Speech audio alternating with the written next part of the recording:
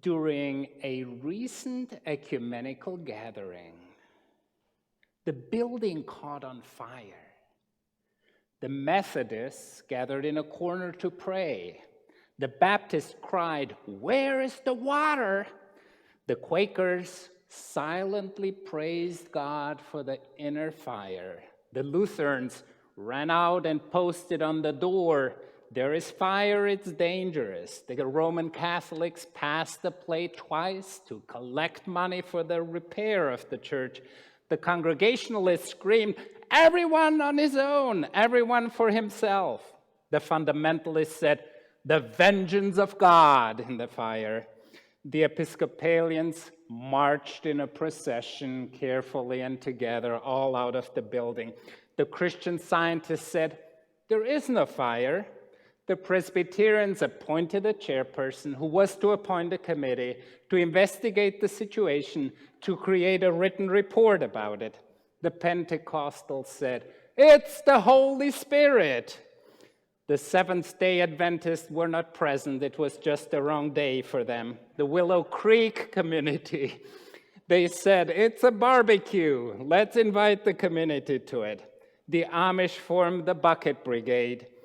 The televangelists said, "The fire is retribution. We gotta pledge generously so this message can continue." Jerry Falwell and Pat Robertson blamed all the feminists, abortionists, pagans, and gays, and the American Civil Liberties Union. The Calvary Chapel declared it's all the fault of the humanism, the secular humanists.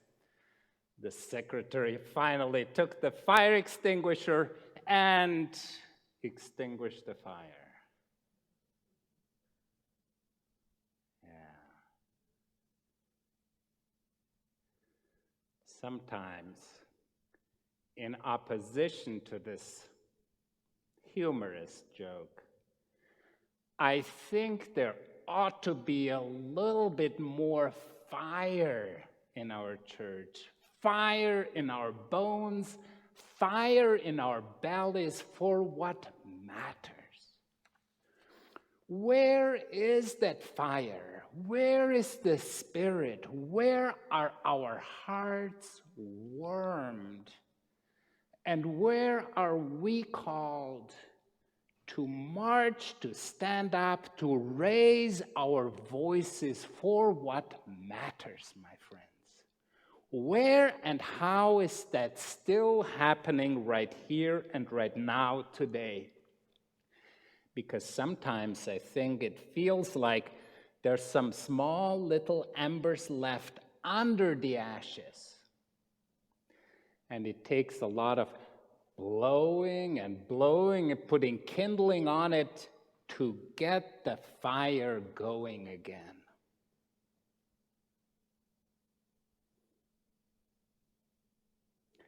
Where is the fire in your life, in your bones? Where is the energy?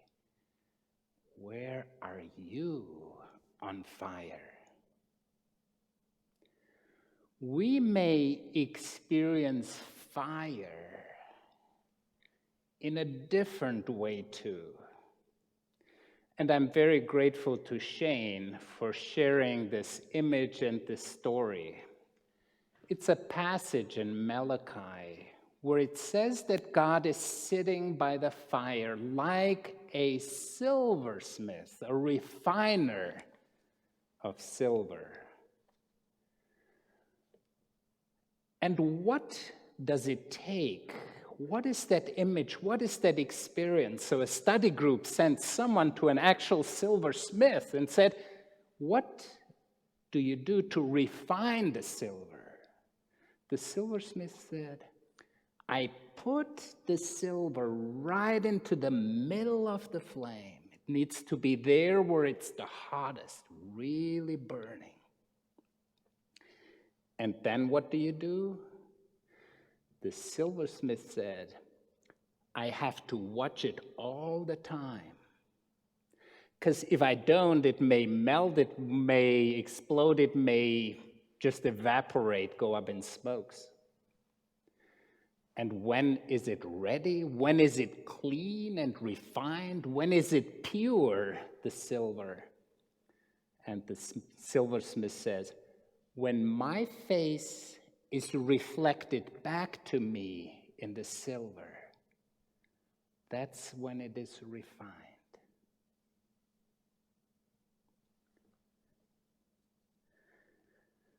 We experience, each one of us, some fire, some tribulation, some frustration, some heat, some trials. Sometimes we feel that fire is turned up on us. I deeply believe that God is not out to burn us, to turn up the fire and to hurt us. But what I deeply believe is that God can use everything that is burning, everything that is getting at us, every trial and frustration, anything that hurts us, God can use that to refine us, to purify us.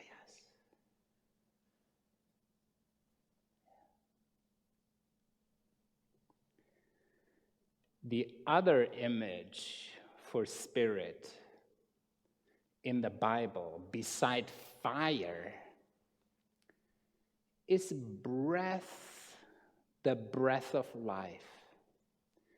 It goes back to the creation story, where it says that God in person took clay, took soil, took mud from the ground, and shaped the human being in God's own image. And then God breathed the breath of life into this lump of clay and became a living soul. So from the very first breath of life, and you know when babies are born and they don't breathe, big problem. So they gotta breathe, they gotta cry, they gotta come alive through the breathing. So from the very first breath of life until the last breath we take, there is God's Spirit, God's breath, God's life breathing in us. And when we pay attention to our breath, we can reconnect in that way with the living God. Now, a person can live some 30 days without food, about 3 days without water, about 3 minutes without air. 3 minutes. That's over fast, my friends. That is how vital, how important breath and air is to us. Once I was diving into a pool, and I got disoriented. I don't know, was it too high, too deep? I hit my head, so I got disoriented, and not being able to breathe, being under there and not knowing where to come up or whether it went down. Awful, my friends. If you have been in a situation where you could not breathe,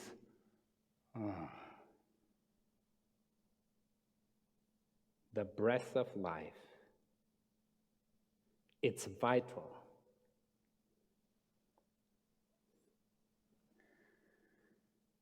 What is it that is weighing on you, that makes it hard for you to breathe and to breathe freely? Sometimes, or there are two images that come up for me. One is you and I were in a boat, and the boat is really loaded, and it's a pretty rocky sea, and it feels like it's too heavy. We have to throw off some of the weight. We have to let go of some of the ballast. So what is it you gotta let go so you're not pulled down and not drowning? What is it you're too attached to that you are to let go so you make progress more easily? The other image is the hot air balloon. You have seen that? It doesn't rise if there are all these weights and all the ballast and everything hanging on it. So what do you have to snip off, cut off, let go of ballast so you can rise and experience the freedom of the children of God? God's Spirit is breathing in you, in each one of us, as breath of life, as fire, as energy, to warm our hearts, to refresh our spirits, to refine our soul, so that we can help others to breathe more freely, help others to make it through the day.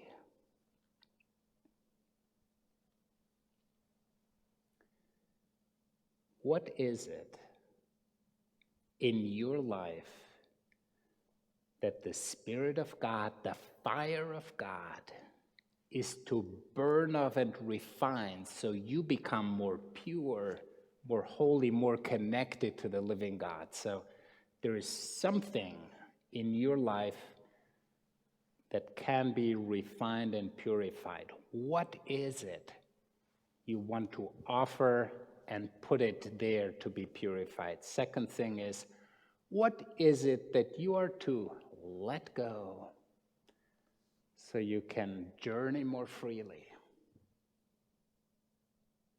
Think about it.